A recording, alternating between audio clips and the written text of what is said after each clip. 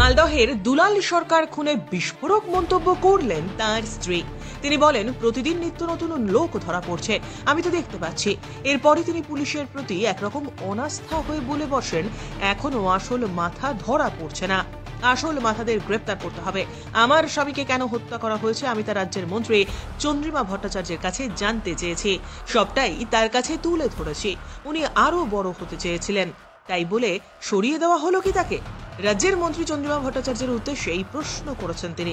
এরপরেই তিনি বলেন, আমার সমস্ত কাজ শেষ হলে আমি মুখ্যমন্ত্রীর সঙ্গে দেখা করব, মমতা বন্দ্যোপাধ্যায়ের কাছে সব তথ্য তুলে ধরব।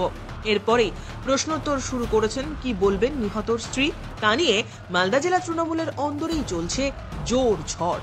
এমনকি এ নিয়ে জেলার রাজনীতিতে চলছে তীব্র গুঞ্জন। সঙ্গে একটা প্রশ্ন জাগতে শুরু করেছে, তাহলে কি এই হত্যার পিছনে দলেরই কোনো ব্যক্তির ষড়যন্ত্র রয়েছে?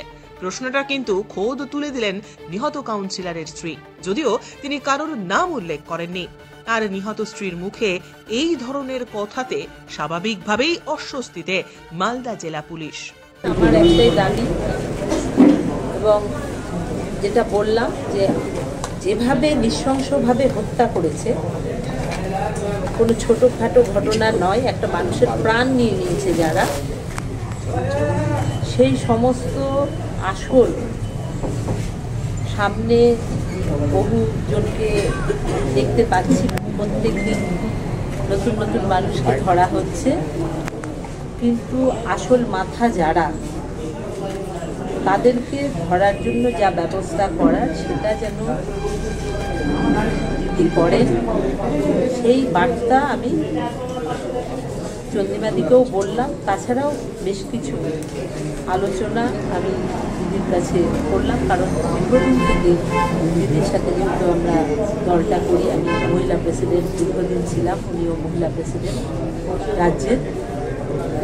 সম্পর্কটা শুধুমাত্র দলীয় নয়, একটা পারিবারিক সম্পর্কও রয়েছে, সেই জন্য ওনার কাছে সমস্ত কথাই আমি তুলে ধরেছি।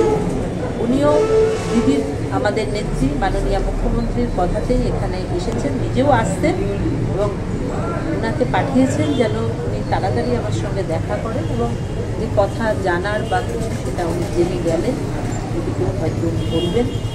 আর আমিও আমার এখানের কাজ শেষ হলে আমিও মাননীয় মুখ্যমন্ত্রীর সঙ্গে দেখা করব।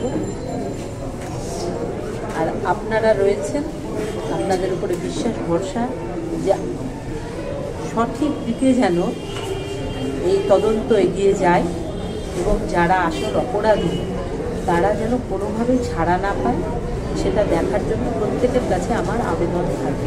এখনো পর্যন্ত পুলিশি তদন্ত নিয়ে কি বলবেন?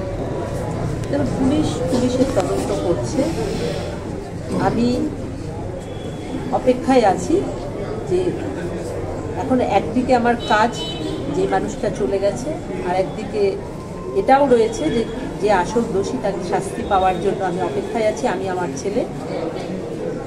আমরা কাজ শেষ হলে তারপর বাকি জিনিসটা আমরা দেখব। বলছি, একটা সূত্র মারফত খবর পাওয়া যাচ্ছে যে সম্প্রতি দুলাল সরকারের কাছে বার্তা এসেছিল যে তাকে তিনি কোনো বড় পদ পেতে যাচ্ছেন, তাহলে কি দলের কেউই নিজের স্বার্থের জন্য তাকে সরিয়ে দিলেন? এটা হতে পারে যে এই কারণেও আছে, সাথে আরও কিছু মানুষের হয়তো হিংসা, যে তারা অনেক কিছুতে পিছিয়ে যাচ্ছে। বাবলা সরকার বা দুলাল সরকার হয়তো রাজনৈতিকভাবে মুখ্যমন্ত্রীর কাছে এমন একটা জায়গায় আছে, সেটাও তাদের হিংসার কারণ। অবশ্যই নিকৃষ্ট মনের মানুষ যারা এটা করেছে, যে তারা লোভ এবং পাওয়ারের যে তাদের ভীষণ রকমের চাহিদা, তার থেকেই এই ঘটনা ঘটিয়েছে এবং একজন নয়, একাধিকজন আমার মনে হয় এতে যুক্ত আছে। আপনাকে বলেছিলেন কখনো যে উনি বড় পদে যাচ্ছেন?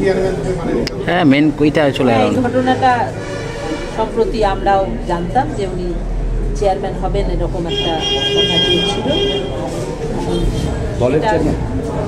দলের নয়, আমি এই মুহূর্তে আর ওই বিষয়গুলো নিয়ে বেশি বলতে চাইছি না, কারণ পুলিশ তার তদন্ত করুক।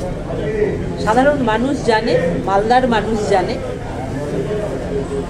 তার সাথে সমস্ত যুক্ত যারা রয়েছেন আপনারাও খবর রাখেন। সেটা আমার মনে হয় আপনাদের মাধ্যমে এবং পুলিশের মাধ্যমেই সামনে আসুক যে কী কারণে এই ঘটনা ঘটায়। তা ওনাকে সরিয়ে দিত দলেরই একাংশের লাভবান হওয়ার কথা।